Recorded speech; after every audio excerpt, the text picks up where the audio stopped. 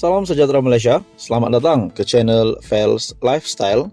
Tuan-tuan dan puan-puan, satu topik menarik, satu topik panas hari ini. Dalam satu artikel dari biharian.com, polis akan siasat Abdul Hadi berhubung hantaran perkauman di Facebook. Polis akan menjalankan siasatan ke atas Presiden PAS Tan Sri Abdul Hadi Awang mengikut Akta Hasutan 1948.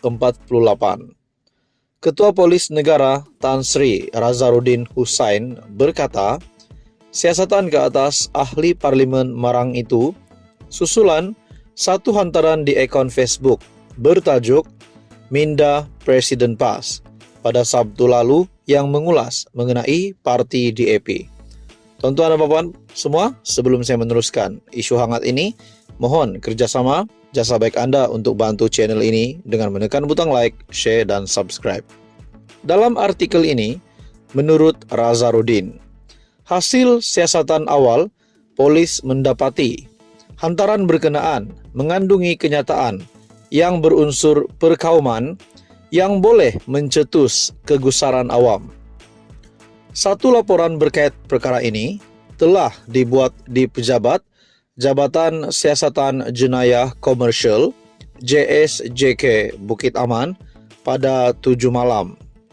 Siasatan akan dikendalikan oleh Unit Siasatan Jenayah Terkelas USJT Bahagian D5 Jabatan Siasatan Jenayah Bukit Aman, katanya kepada BH. Dalam pada itu, katanya PDRM turut akan merakam percakapan wartawan New Straits Times yang menerbitkan berita secara dalam talian berhubung kenyataan Abdul Hadi itu. Katanya, siasatan ke atas artikel itu berkaitan laporan berita bertajuk Hadi again accuses DAP of Chinese agenda using Malay spokesperson to achieve goals.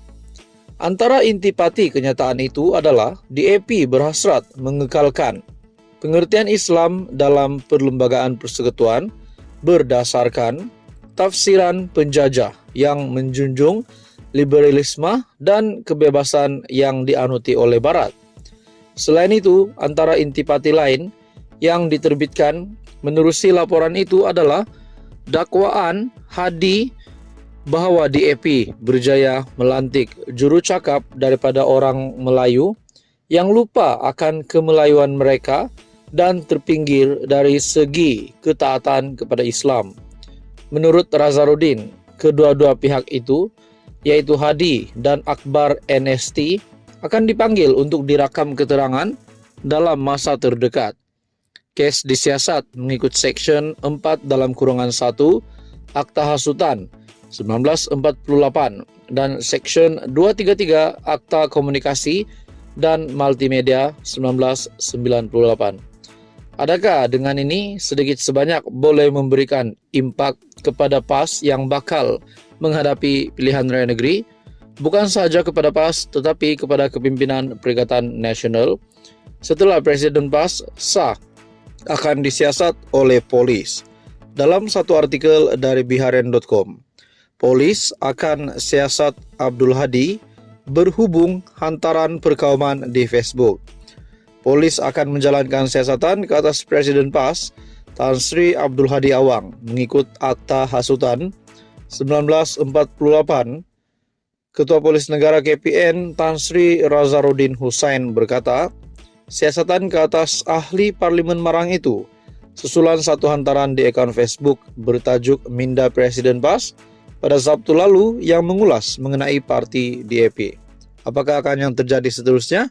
Adakah Hadi Awang boleh dikenakan tindakan ataupun akan ditangkap ataupun banyak lagi tindakan yang menjadi spekulasi ramai orang? Jadi saudara-saudara, apa komen Anda? Teruskan bersama di dalam channel ini untuk info yang seterusnya. Mohon bantu channel ini dengan menekan butang like, share, dan subscribe. Salam sejahtera Malaysia, selamat datang ke channel Fels Lifestyle. Dalam satu artikel yang mengejutkan, setelah beberapa waktu bahwa satu nama dari pemimpin dari kerajaan, yaitu Lim Guan Eng, yang hangat diperkatakan di media dalam satu artikel dari Malaysia Kini. Lim cabar Ketua Pemuda PN buat sendiri laporan polis terhadapnya. Pengurusi kebangsaan DAP Lim Guan Eng mencabar Ketua Pemuda Perikatan Nasional Ahmad Fadli Syari supaya membuat sendiri laporan polis terhadapnya dan bukan meminta anak-anak buahnya berbuat demikian. Lim berkata, PN Perikatan Nasional terus menggunakan fitnah untuk membuat tuduhan palsu dengan mengatakan dia mendakwa bahawa PN akan merobohkan tokong Buddha dan Cina jika mentadbir Pulau Pinang. Kata Lim, ucapan asalnya dalam bahasa Mandarin itu diterjemahkan secara salah oleh portal Malaysia Now berdasarkan laporan China Press. Ahmad Fadli terus berani untuk tampil, membuat laporan polis terhadap saya dan tidak hanya membiarkan anak-anak buahnya menghadapi kemungkinan melakukan jenayah dengan membuat laporan polis palsu.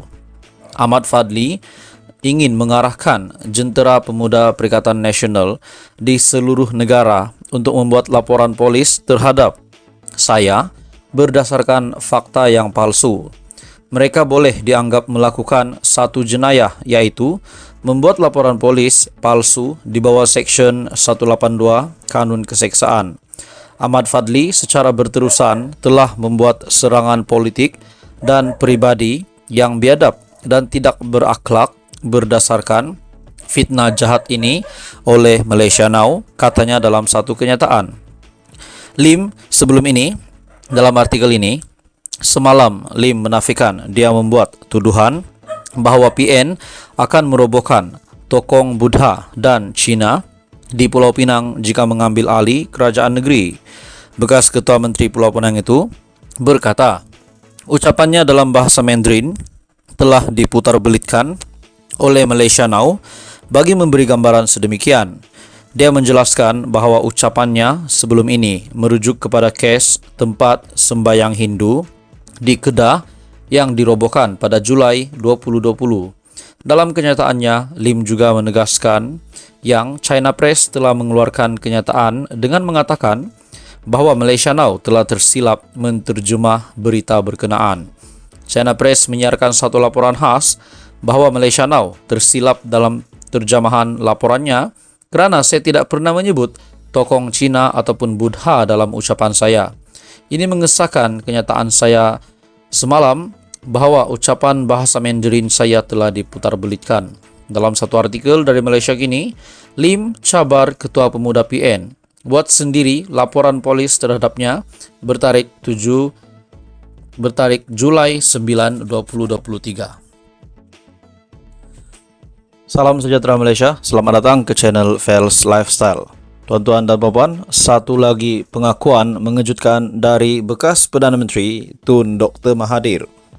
Dalam satu artikel dari mykmu.net yang bertajuk Mahathir akui proklamasi orang Melayu tak dapat tarik orang muda. Ini satu pengakuan mengejutkan dari Tun Dr. Mahathir, terutamanya kepada Perikatan Nasional dan juga kepada kepimpinan Kerajaan Perpaduan Datuk Seri Anwar Ibrahim. Adakah ini menandakan satu berita baik dari Mahathir kepada Kerajaan Perpaduan di mana Mahathir akui proklamasi orang Melayu tak dapat tarik orang muda? Pengasas proklamasi orang Melayu, Dr. Mahathir Mohamad, akui sukar menarik sokongan orang muda kepada inisiatif itu yang disokong pemimpin parti pembangkang seperti PAS dan Bersatu.